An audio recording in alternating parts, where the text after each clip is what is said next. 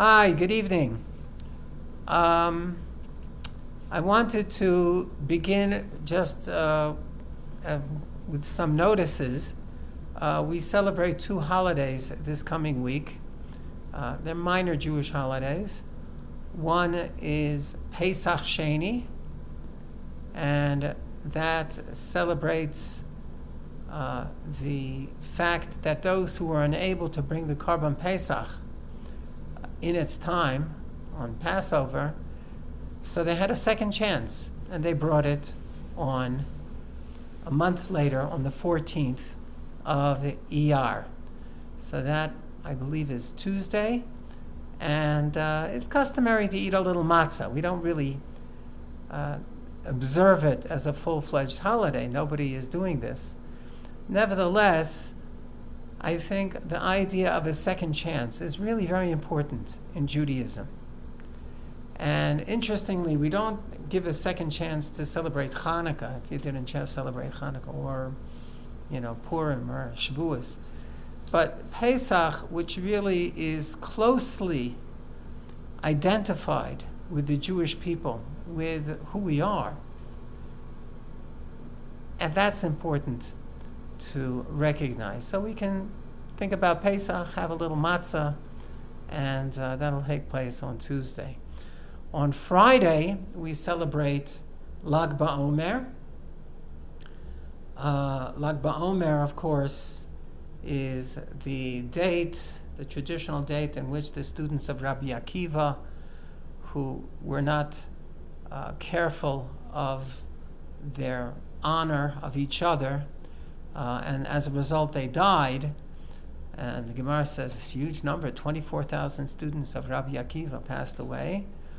But Lag BaOmer, it stopped. And as such, it's a bit of a celebration. For me personally, I'm going to celebrate by finally, after almost a year, taking a haircut. So I'll get rid of all of this shagginess. Okay, now to the Parsha. I recently came across an interesting poster on the internet, coming from Israel, obviously. It says as follows: Jews observe two memorial days, Yom HaZikaron, to remind us of the cost of having a state of Israel. We also observe Yom HaShoah, to remind us of the cost of not having a state of Israel. Worth thinking about. To us, this dichotomy reflects, more than anything else, a cycle which we seem to uncover in Jewish history, and that is the cycle of Jewish defeat followed by ultimate Jewish victory. The fact that the creation of the State of Israel occurred so soon after the Holocaust can only be explained as a marvel of miraculous proportion. Is there any precedence for this concept in the Torah itself? Perhaps we may point to the opening passage of our Parsha, Achrei-Mot, as the source. Beginning of Achrei-Mot, Aaron HaKohen is chosen to actualize the highest levels of spirituality achievable by a human being. He will ingress into the most holy spot on earth, the Holy of Holies. He will have the opportunity to commune directly with Almighty God and to pray for, actually to demand, that the needs of God's holy people, the Jewish people, be granted. But at the same time, our Parsha reminds us when this beautiful mitzvah occurs? When is it given over to Aaron, the high priest? It comes on the heels of Achrei-Mot Shnei Bnei Aharon, immediately following the death of Aaron's two beloved and elder sons, Nadav va'Avihu. Aaron, ironically, is given this ultimate gift, which will become the high point of his life and his career, as well as the career of all his descendants, when immediately following the lowest point in his entire life, the death of his children. This seems to be a common trope throughout our actual history. The stories of Hanukkah, the story of Purim are good examples. In the post-biblical world, the success of the Jewish communities of Spain after their expulsion in all the lands of their dispersion. Turkey, Italy. Perhaps on a certain level, we too are now groping toward the light at the end of the tunnel of the coronavirus. The entire world has suffered so much this past year. Many of us have personally suffered devastating personal losses. So perhaps now, after the introduction of the various vaccines, we may look forward optimistically to a bright and sunlit future. This above-mentioned capacity for bouncing back from adversity to triumph is known as, in Hebrew, kosher hitosheshut, the skill of recuperation. Now, as we all know, this is not something that normally happens instantaneously. There is a slow process of rehabilitation that normally happens, which needs to be experienced with baby steps, as it were, before the great steps of victory and triumph can truly be savored. Interestingly, in the second verse of our parsha, it says, "Va'al yavo b'chol eit el hakodesh mibeit laparochet." Aaron shall not come at any old time into the Holy of Holies.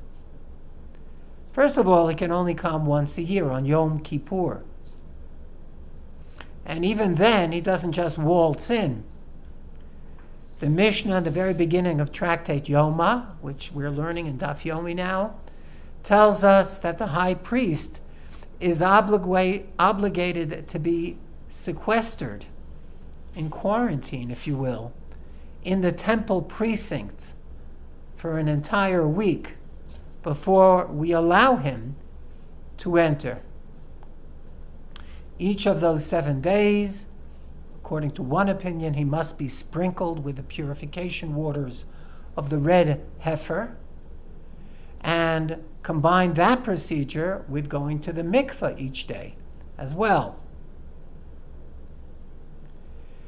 Interestingly, the expression bichol eit, at all times, appears 2 other times in Tanakh, in the Bible. In Ecclesiastes and Kohelet, chapter 9, verse 8, it says, B'chol eit yihiyu begadecha levanim.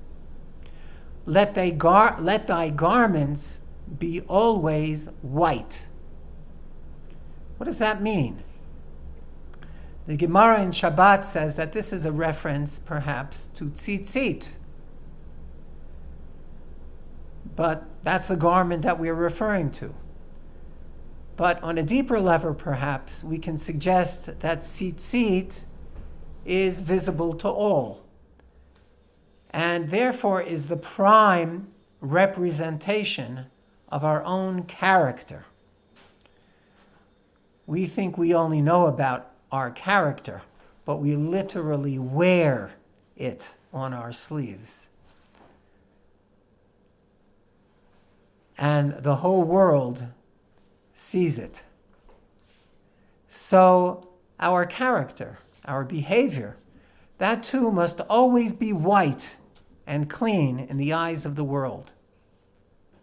A second expression where this occurs is in Tehillim, where it says, Achrei Shomrei Mishpat, Oseh Tzedakah Bechol Eit. Happy is he who observes justice, who performs charity at all times. Here the Gemara in Masechet Ketubot asks, is it indeed possible to fulfill justice and charity at all times? Rather, our rabbis in Yavne taught, this is referring to one who sustains his sons and daughters when they are minors. What does that mean? Perhaps we can suggest that what it means is a person is not only obligated to behave properly in the outside world, in his business, in his profession, but he must, even more importantly, behave so with his family as well. He must show responsibility in the home. A person, furthermore, must be available to his or her family. He can't say, don't bother me, I have work to do. One can only succeed in teaching his children well if he himself sets himself as an exemplary role model for them.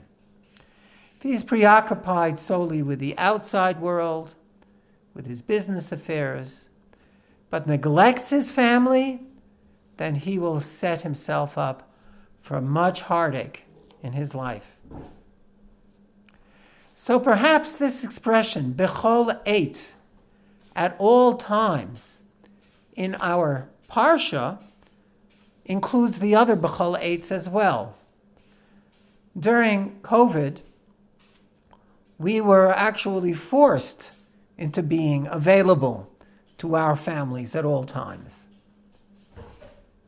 We were also forced to modify our behaviors, perhaps to concentrate on the more serious aspects of life, not solely on our next vacation or next acquisitions.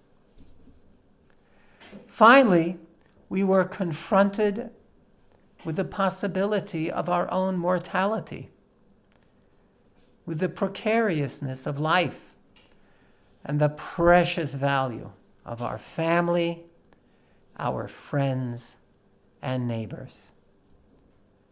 As we, God willing, enter the post-COVID era, let us take our newly refined character traits into the future. Let us practice them bechol eit, at all times, so that we will always be able to live in the holy of holies of our souls. Shabbat shalom to you all.